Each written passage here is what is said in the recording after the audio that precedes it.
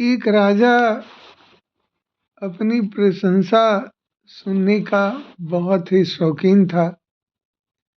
एक बार उसने एक भव्य और मजबूत महल का निर्माण करवाया। सभी ने उस महल की खूब प्रशंसा की। प्रशंसा सुनकर राजा बड़ा प्रसन्न हुआ।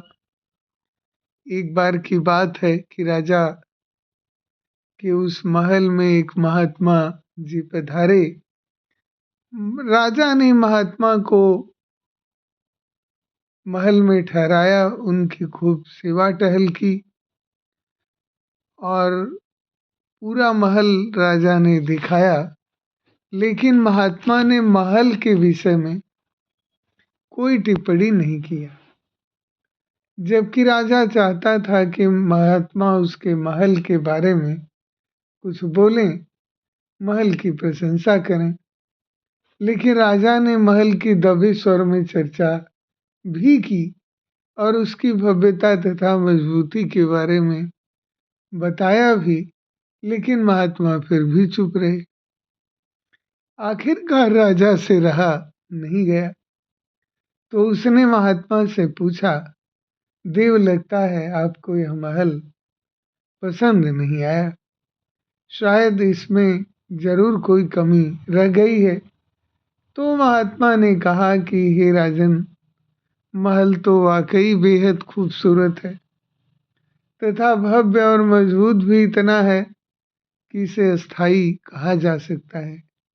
लेकिन अफसोस यह है कि इस खूबसूरत महल में जो सबसे बड़ी कमी है वह यह है कि इस महल में रहने वाले किसी भी जीव का जीवन स्थायी नहीं है। इस कमी को देखकर ही मैं अब तक चुप था, और निश्चय ही इस संसार में कुछ भी स्थायी नहीं है। फिर भी मनुष्य संग्रह करता है और महल आदि बनवा कर गर्व महसूस करता है और चाहता है कि लोग उसकी प्रशंसा करें। लेकिन महात्मा के लिए तो ये सब किस काम का था। वे तो यूं भी मोह माया के बंधनों से दूर ही रहते हैं। एक सुरम्य वन में बहुत बड़ी झील थी और उस झील में बहुत से जलचर बड़े ही प्रेम भाव से रहते थे।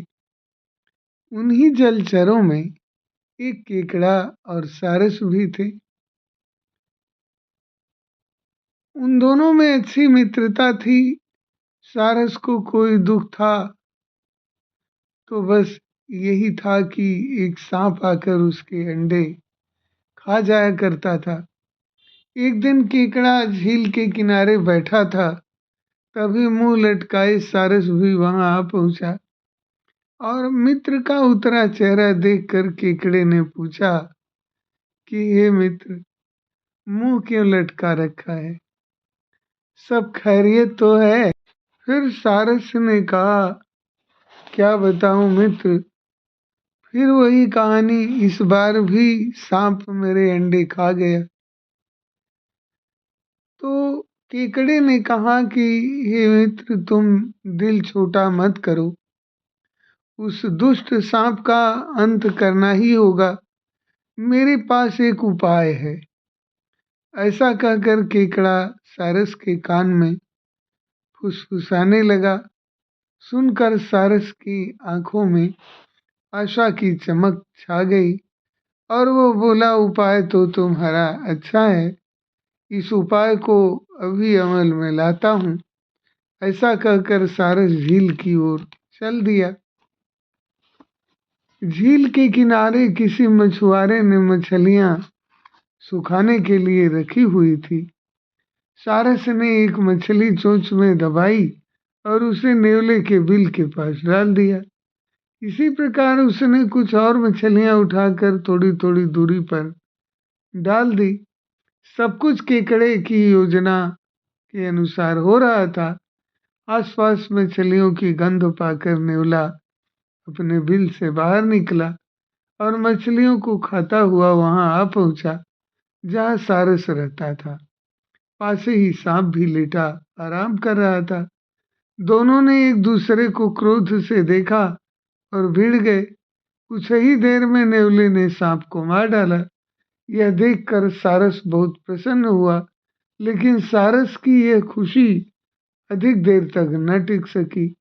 अगले दिन नेवला मछलियों के लोभ में फिर वहां निकला, लेकिन उसे यह देखकर बहुत निराशा हुई कि वहां एक भी मछली नहीं थी। तभी उसकी निगाह पास की झाड़ियों पर पड़ी। उन्हीं झाड़ियों में सारस की पत्नी ने अंडे दिए हुए थे। नेवला झाड़ियों में घुस गया और अंडे खाने लगा।